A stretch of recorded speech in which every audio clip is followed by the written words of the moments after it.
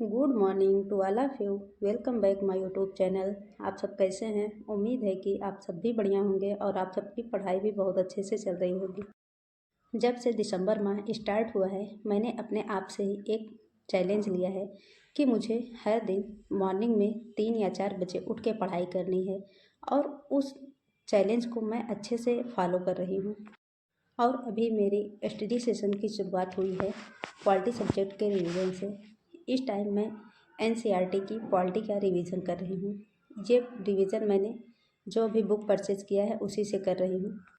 और जब एक बार रिवीजन हो जाएगा तो मैं एक नई नोट्स पॉलिटी की बनाऊंगी, जिससे कि मुझे आगे फिर रिवीजन करने में आसानी हो। क्योंकि बुक का लैंग्वेज कुछ इस तरह से होता है कि उसे रिवीजन करने में थोड़ा सा मुश्किल होता है, और जब हम उसी चीज़ को अपने हाथों से अपने लैंग्वेज में नोट करते हैं तो उसे रिवाइज करने में थोड़ा ज़्यादा आसानी होती है।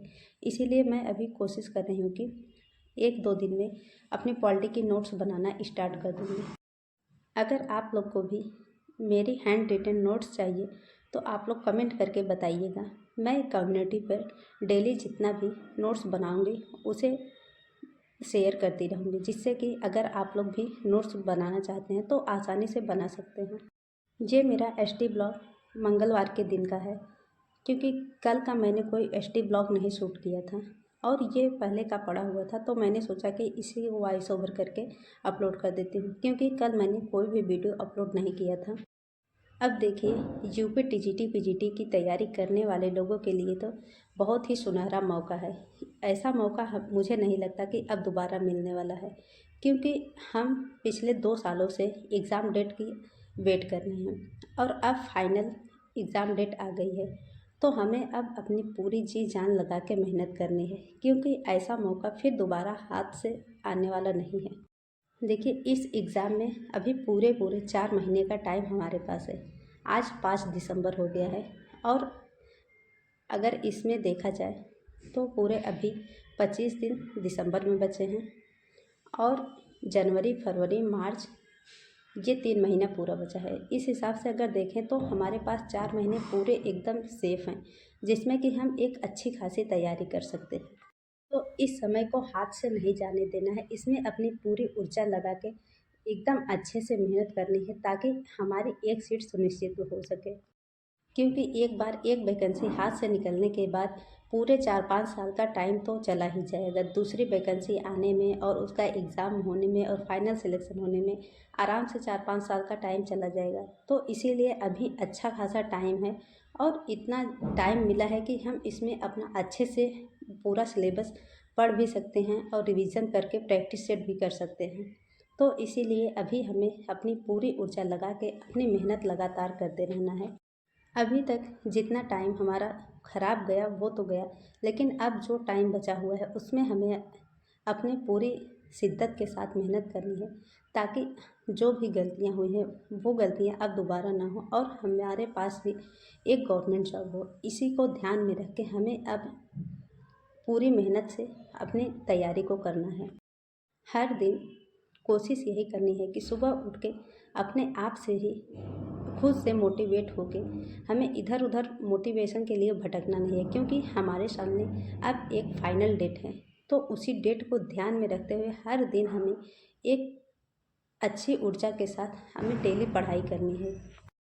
एक एग्ज़ाम के लिए जितना टाइम मिलना चाहिए उतना हमारे पास अच्छा खासा टाइम है, तो हमें इस टाइम को अच्छे से यूज़ करना है। और आप लोगों को अगर कोई भी प्रॉब्लम हो नोट से रिलेटेड या प्रैक्टिस सेट से रिलेटेड, तो आप लोग कमेंट करके पूछ सकते हैं। जितना मुझे नॉलेज रहेगा मैं बताने की कोशिश करूँगी। मंगलवार का मेरा पूरा दिन ज़्यादातर बिजी गया था। सुबह 4 बजे से लेके मैंने 10 बजे तक अपनी पढ़ाई की थी। फिर इसके बाद मुझे प्रयागराज के लिए निकलना था, क्योंकि कुछ इम्पोर्टेंट काम थे और हमारे घर से प्रयागराज की दूरी लगभग 50-55 किलोमीटर है। तो जाने और आने में लगभग पूरा दिन ही आज चला गया है। तो मॉर्निंग में ही जितनी पढ़ाई हो पाई थी उतना हुआ, लेकिन दिन तो ऐसे ही निकल गया। एक समय ऐसा था कि हम लोग को जब कभी बाहर जाना पड़ता था तो हमें भी किसी के साथ ढूंढने की ज़रूरत होती थी, लेकिन अब हम लोग इतना ज़्यादा एग्ज़ाम देने के लिए बाहर निकल चुके हैं कि अब कोई भी काम होता है तो प्रयागराज जाना बहुत ही आसान लगता है। और किसी अदर लोगों का वही काम होता है तो वो लोग भी बोलते हैं कि चलिए हमको साथ में लेके चलिए। तो इसीलिए मुझे आज जाना पड़ा, बाकी मेरा पर्सनल कोई काम नहीं था। यही होता है कि जब तक हम लोग अंदर कैद रहते हैं तो हमें भी बाहर निकलना बहुत ही मुश्किल लगता है, लेकिन जब हम एक दो बार आ जाते हैं तो हमारे लिए भी बहुत ज़्यादा आसान हो जाता है। और मैं फर्स्ट टाइम प्रयागराज गई थी यूपी टेट का एग्ज़ाम देने। आप लोग को तो पता ही है कि जब 2021 में यूपी टेट का एग्ज़ाम हुआ था तो एक बार पेपर रद्द हो गया था और फिर दोबारा उसका री एग्ज़ाम हुआ था। तो उस चक्कर में तो 1 महीने के अंदर ही 2 बार जाना पड़ा था। और फिर सीटेट का भी 2 बार एग्ज़ाम हुआ, वो भी सेंटर प्रयागराज ही था। और मेरा ही नहीं, हमारे साथ में 1-2 लोगों का भी एग्ज़ाम था जिसको कि मुझे ही लेके जाना पड़ता था दिलवाने। तो इस वजह से प्रयागराज आना जाना थोड़ा सा आसान हो गया है। और इस टाइम तो प्रयागराज का नज़ारा देखने ही लायक है। चारों ओर सिर्फ महाकुंभ की तैयारियां ही चल रही हैं। हर जगह एक नया ही उत्साह लग रहा है। तो अभी तक तो जितनी भी हमारी पढ़ाई में लापरवाहियाँ चल रही थी, अब उन सारी चीज़ों को साइड करके हमें अब जी जान लगा के अपनी मेहनत लगातार करनी है। क्योंकि इससे पहले हम लोग एग्ज़ाम डेट फाइनल ना होने की वजह से थोड़ा सा ढिलाई बरत रहे थे, लेकिन अब जो भी टाइम है इसमें हमें अपना 100% यूज़ करना है।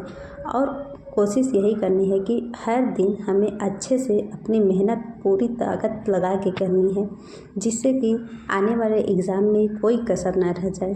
आज के लिए बस इतना ही, मिलते हैं नेक्स्ट वीडियो।